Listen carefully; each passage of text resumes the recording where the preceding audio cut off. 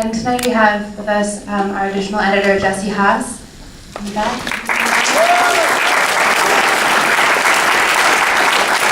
We also have Chris Crocker with us tonight.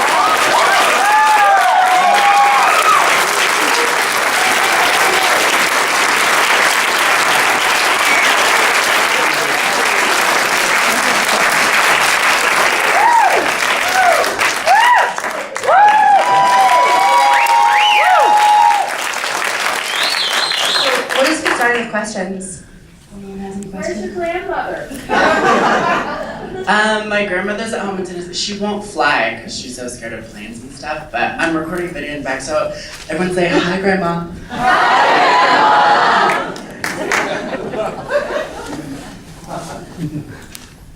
How's your mom doing? My mom's doing really good. She wanted to come, but I think she's going to go to one of the next screenings, so she's watching too, so say hi, Mom. Yeah, in the back there. What started this collaboration and brought the group together? Yeah, initially, Chris Moukarbel and I started making a film that was a kind of examination on reality performance on television and in social media, people performing themselves and how that is monetized and what that looks like. And as we started to develop that film, we interviewed Chris and we started to cut Chris's media into that film, and it just became very clear that this was like a movie in itself, and that Chris's story has a lot of like unique properties that touched on the themes we were looking to get at. So, I have a question for Chris. He's obviously a talented guy. Anyone who watches that movie can see that he has a natural instinct about it. I'm just curious of where he's at now. Because it's taken time for you to put all this together, and now some time has come by. If he's found a place where he's been Oh, I'm Chris. Oh, no, he knew. Okay, he knew I was there. Okay. No, I did. Do you guys want to answer that? Okay. No, actually, like, it is so funny though, because I'm like the only person in history that goes to their movie premiere and no one knows I'm in the audience, so it's so funny. I just wanted to. I guess where I'm at is I've been doing music. It shows a little bit in the film that I've been doing music for the past like few years, and I've sold like almost 100,000 songs on iTunes with no label, and so I don't know. I'm just going to continue doing that, and I have a book deal and like a lot of stuff. So. I want to use the money to put myself back into school because I dropped out in 8th grade, and hopefully go to college for psychology or something, but for right now I'm just trying to earn money with the Chris Crocker thing and then go from there, so, you know. yeah, right there. Another question for Chris. What do you think is something that you could say to people like that helped you get through the negativity that you got through this whole experience, like for other people who are maybe having conflicts with their personality? That's why I'm like really proud of this. I look at it way less about my story, like believe it or not, even though it looks like I love attention in this film. When I was a little younger. But I really love that this film shows like a teenager in the Deep South trying really hard to find themselves with no community. I have no friends, so it's not an exaggeration there. And it was like my camera was my best friend and my only outlet to turn to. And I think this really shows there's so many teenagers now on the internet, and that's the only place they can find community and outreach to other like LGBT youth, because even if they're not getting bullied at school, their families might not accept them at home or something. So I think, you know, because I get a lot of young teenagers that write me and they're like, how did you get through this? How did you get through this? And I just say that they need to find an outlet, like maybe not do what I did and go like put your whole life out there, because it's not the safest way. But you know, they need to find an outlet, whether it's just writing in a journal or drawing or like whatever makes them happy. They need to take that angst and put it into something, because otherwise I wouldn't be standing here. So.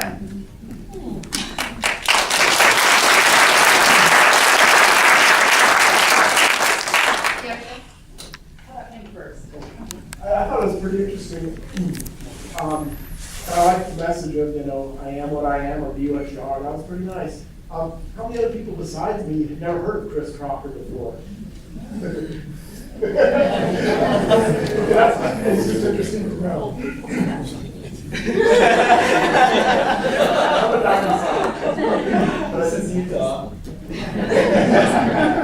know, it's really like, it just, you can tell what kinds of people like watch the internet are our internet people, and, you know, people who are on the internet a lot have heard of Chris Crocker, and then people who are not on the internet as much haven't. It's just kind of an interesting like cultural divide. Yeah. I'm impressed with how you were able to put this documentary together. It's not traditional in my sense because you have to use so much footage. You have to take a medium that is so complicated and process so much footage and put all this together. That's more of it. My hat goes off to you. It's really, really impressive. Yeah. I just wanted to say the grandparents in this film I never saw them criticize, and I'm speaking here of the film, I never saw them criticize Chris, they never tried to put him in a box, they were so patient throughout those teen years, and they come across as just the most amazing, wonderful adults living with a teenager, and that was wonderful to see. Yeah. No, I agree with you. My grandmother, and keep in mind, a lot of my grandmother's family has turned on her because of me.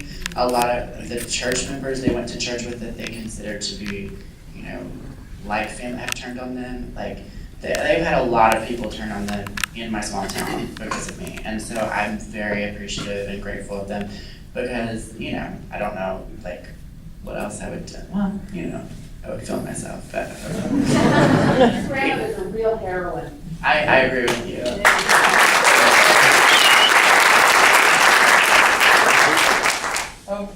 Watching Julie and Julia, for example, and watching how Julia Child reacted to having her alter ego out there, was so unhappy with it. I wrote it off and said, well, it's another generation. She doesn't understand YouTube. She doesn't understand the blogosphere. But I'm really shocked that somebody who's so media savvy as Brittany is so undone by something like this. How does this usually work? Is it just being undone and not having to share the spotlight with a kind of monomaniacal personality, or what do you think? Did you ever get the fruit basket from her? I never got the fruit basket. No, I've never heard from her. I've only heard from her manager at the time during her dark period who said I was lewd and disrespectful because I flashed paparazzi. That's about it.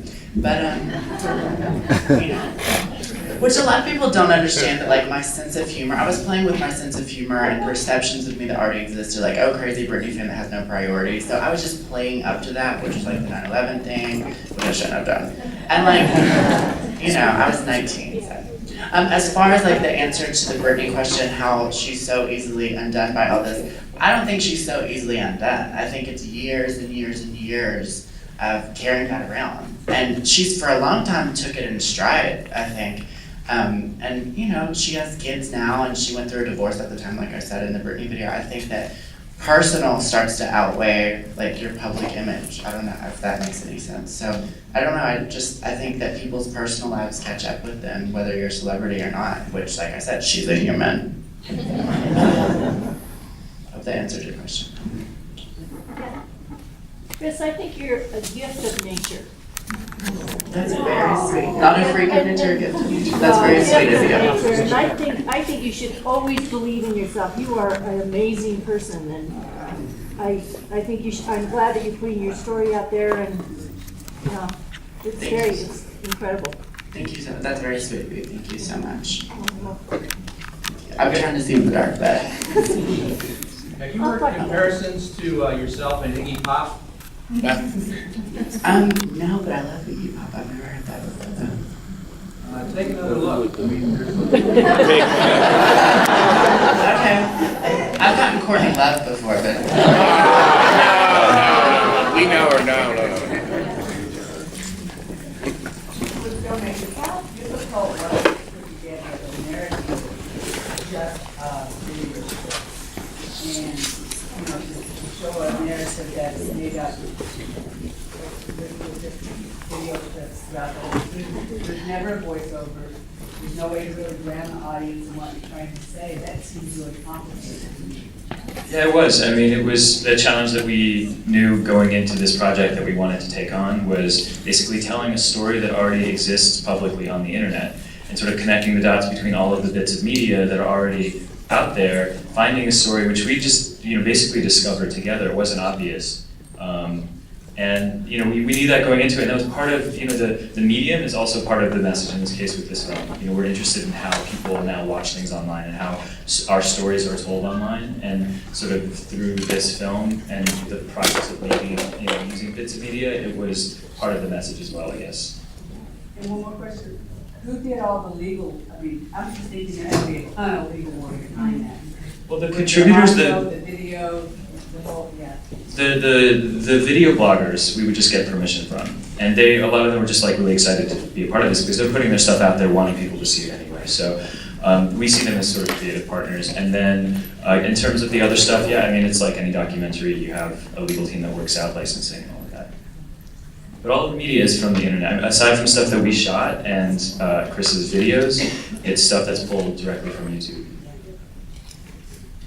What percentage is your clips versus like what the documentary shot? I think it's like a third Chris Crocker's videos, like a third YouTube videos and internet archival, and then like a third footage that we shot. It's funny, it's hard even for me at this point, maybe for you to pick out what is ours and what is his. We've just been like working on it for so long, and it's all kind of level. Like we like to think of it as like the internet as this sort of level playing field, but there's no longer high and low. It's sort of all kind of equal in storytelling. Yeah. Hey, first off, Chris and all you guys, it's so cool that you can debut your film in the gayest city in America. And Chris, are you ready to take on your role as a role model for trans teens and queer teens? Did you say, am I going to take on Are you that role? ready to really take it on? The only thing is that, if I can lend my voice to help any gay teens, I'm all for it. But the only thing is I get a lot of messages from gay people who say, you give us a bad name because you're controversial. No, you don't. Well, thank you. Yeah. And I always say I'm not trying to be the spokesperson of the entire gay community. I'm just trying to represent myself, and I just so happen to be gay. But I'm more than happy to lend my voice to any gay organizations that are willing to collaborate with me. I love It Gets Better. Shout out to them. And yeah, teens write to me all the time, so I try to help them. I guess I'm ready. I just don't want them to follow in my footsteps necessarily, but so.